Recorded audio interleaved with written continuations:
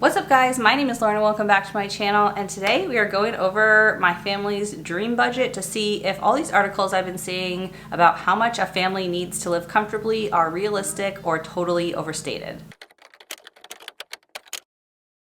So if you don't know what I'm referring to, about a year ago I started seeing these articles talking about how much a family needs to live comfortably in each state. And when I first read it, first of all, the state we live in, Massachusetts, was #1 for most expensive, which I wasn't like overly surprised by. I thought it would be like in the top 10, but for #1, like that was kind of surprising. There's a few things that come to mind that like are really expensive here. Real estate's really expensive here, groceries are expensive here, and childcare is really expensive here. So obviously, like, those things impact the cost for a family. And I've seen versions of that article or like posts on social media like pretty frequently for the last year. And for Massachusetts, it showed that you need about $300,000 of income annually for a family of 4 to live comfortably. So when I first saw that number, I was like, that's ridiculous. Comfortably, like, how are we describing comfortably? That is like absurd. No one needs $300,000 to live comfortably. But recently I was thinking about it and I was like, before I judge that $300,000 number too harshly, like maybe I should break down what my family's dream budget would be. Not extravagantly, but like very comfortably and be hitting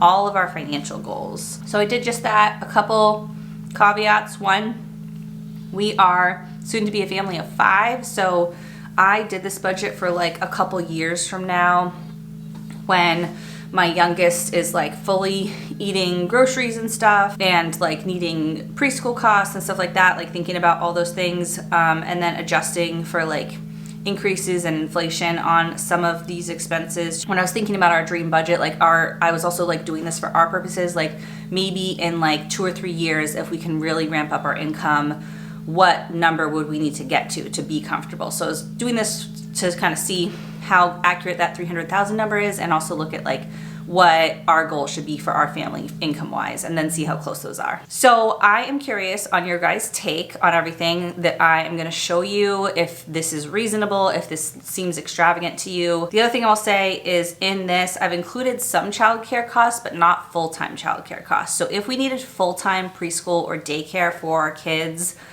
and full-time summer coverage for like my older daughter who's in public school and stuff like that, like the school/daycare fund would have to be much higher than this. So keep that in mind as I'm going through everything, and I'm going to show you the total at the end. Okay, so I'm going to start off with debt. So first of all, I've included my husband's student loan. That is currently our only non-mortgage debt that has a payment of $830.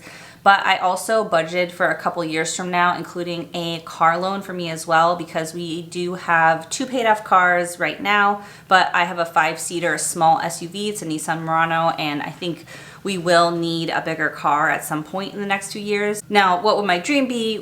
My dream would be to pay for a new car in cash, but realistically, we would probably use the Money Guy method. If you guys have seen Brian and Bo on the Money Guy show, and they have a 23/8 method, which is you put 20% down when you buy a new car. The payment should be no more than 8% of your gross income, and you finance for no more than 3 years. So if we did the 23/8 method, because I think that's more realistic for us, as much as I hate to take on a new debt, it would be only for 3 years. I think we could do it for about $800 a month. And so in a few years, when we're kind of looking at that, I've included this car payment in there just to like cover our bases. All right, one thing I did forget to increase is our mortgage, just because property taxes are escrowed into this amount. So this amount would probably be more like $4,500 in a couple years, and insurance could go up as well, but that's fine. Okay, for life insurance, I've left that the same. Internet and cell phone, $115 a month. For car insurance, I upped this from what we currently pay, which is $127 a month, I think, to account for having insurance on another car. If we buy a new car, I'm like not sure if we would keep my old one or sell it or like trade it in or whatever, because it is paid off. And so like to keep it would cost maybe like, I don't know, $500 a year between oil changes, registration, and like the inspection we have to do every couple years. So obviously like with my husband's car being older too, it might be nice to just have both of them, and in case one of them goes, like we aren't in a situation where he would also need a car, but I don't know if that's a waste, but we have time to decide on that. So this is assuming like car insurance for about 3 cars, 1 new one and 2 really old ones. Utilities, I've just averaged out our utilities over the last year or so and increased it a little bit to $600 a month. And then increasing our groceries and takeout to $1,500 a month. We usually do more like $1,200, and then some months do more, but just putting it across the board, I just made all the expenses like even throughout the year, just easier to like look at it all that way, even though that's not how the bills actually go in reality. Household, which would be like paper towels and dish soap and stuff like that, is at $250 a month, and then gas $200 a month, and then finally miscellaneous expenses $50 a month. All right, looking at sinking funds. So sinking funds are where we set aside money every single month into a fund that we may spend that month or may spend in a future month. So for sinking funds, the first 5 are all individual sinking funds for each member of our family.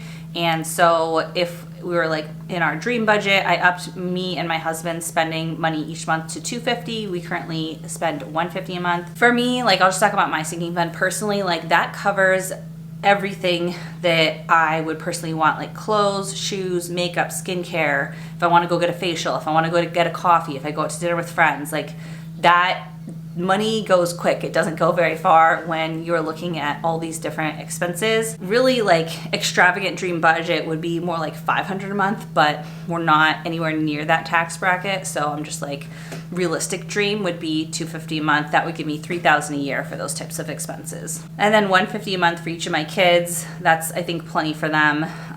Clothes, shoes, things for their activities, like new softball cleats and stuff like that. School and activities, I have put $1,300 a month, which in my mind is about $1,000 for preschool or daycare, and then $300 a month for other activities like paying the monthly fee for ballet or basketball or whatever it is. And then gifts, $50 a month. Christmas and birthday, $300 a month. We currently do $200, and I'm planning to up it to $300 in 2026 because we'll have 3 kids, and so it's like about $100 per kid per month. Car maintenance, $150 a month to that sinking fund, and home maintenance, we currently do $500, and I up this to $800, which would give us about $10,000 a year for home maintenance, which I think is honestly like very realistic. We live in a home that was built in the 90s, and even if you don't, there are always big home maintenance projects. I know right now we have a $10,000 project in our bathroom that needs to be done, and a $10,000 project in our backyard that doesn't need to be done, but we'd like to do because it'll make our backyard way more usable and enjoyable for the kids. So that right there, like I don't know if owning a home will mean a $10,000 project every year, but certainly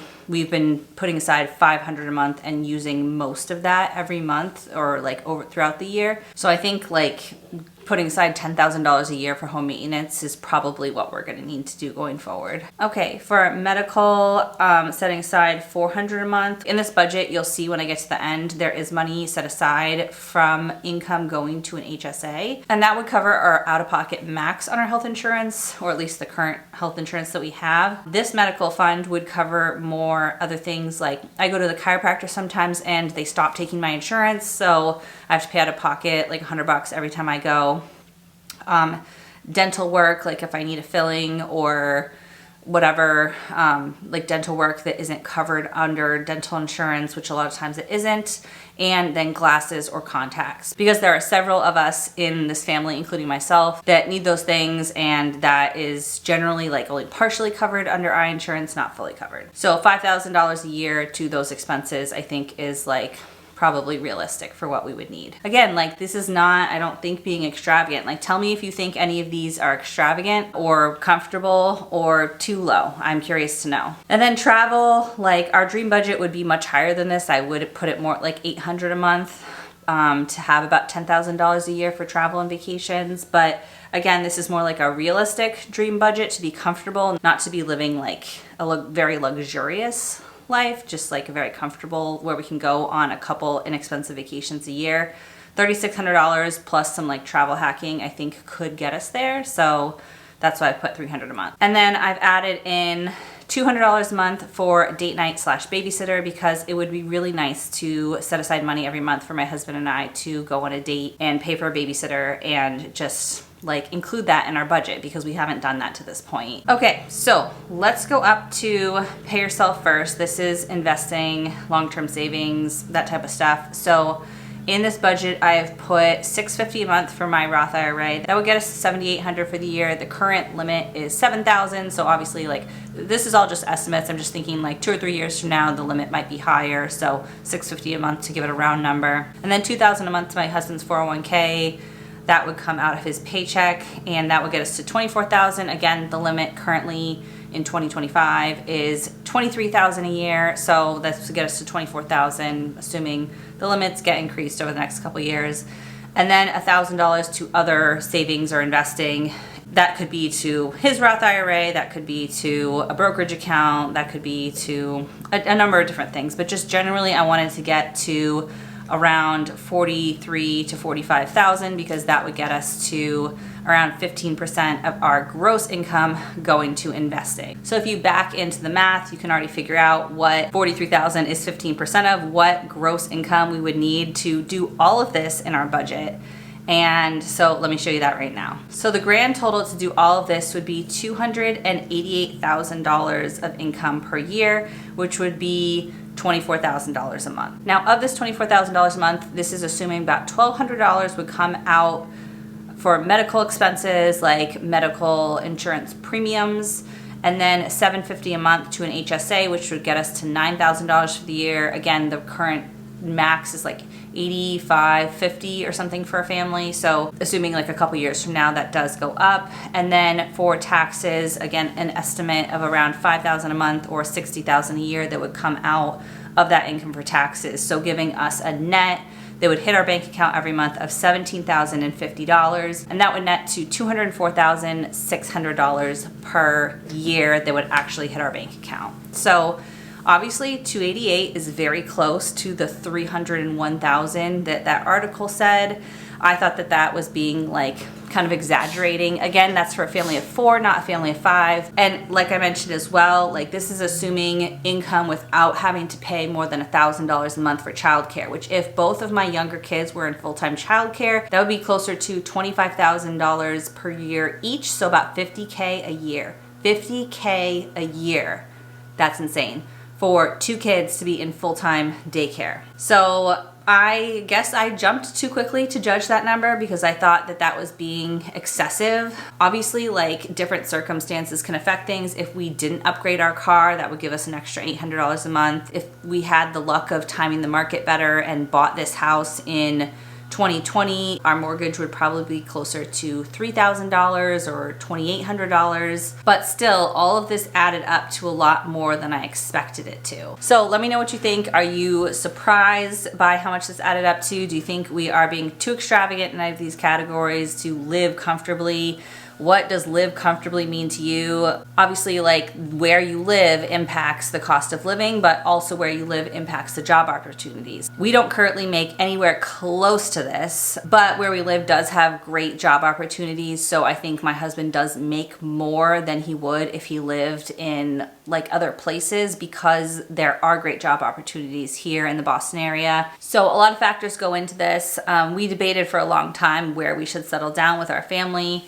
And like, if you have been following me for a while, you know, like I grew up in Southern California. My husband's from Massachusetts. So those were 2 places we were looking at, which were obviously like 2 of the most expensive places in the whole country. We're also looking at the middle of the country, like Colorado, or moving to somewhere like, I don't know, just we were looking all over when we were trying to decide where to settle down. And for a lot of reasons, we decided to stay here in Massachusetts, knowing that it was going to be expensive, and that was one of the cons on our pros and cons list. So that is it for today's video. If you like this budget layout and you want to do your own annual budget, this is actually part of my budget dashboard that also has monthly budgeting, and you can do like budget projections, like this dream budget that I put together, and track every dollar you're spending all throughout the year. I do budget videos every single month as well, where you can follow our real family budget. So if you like it, you can get it linked in the video description. It is an instant download to Google Sheets and comes with a detailed video tutorial. Thank you guys so much for watching. If you like this video, as always, give it a big thumbs up. And if you want to see more from me, hit that subscribe button. I'd love to have you as a subscriber, and I'll see you in the next one. Bye.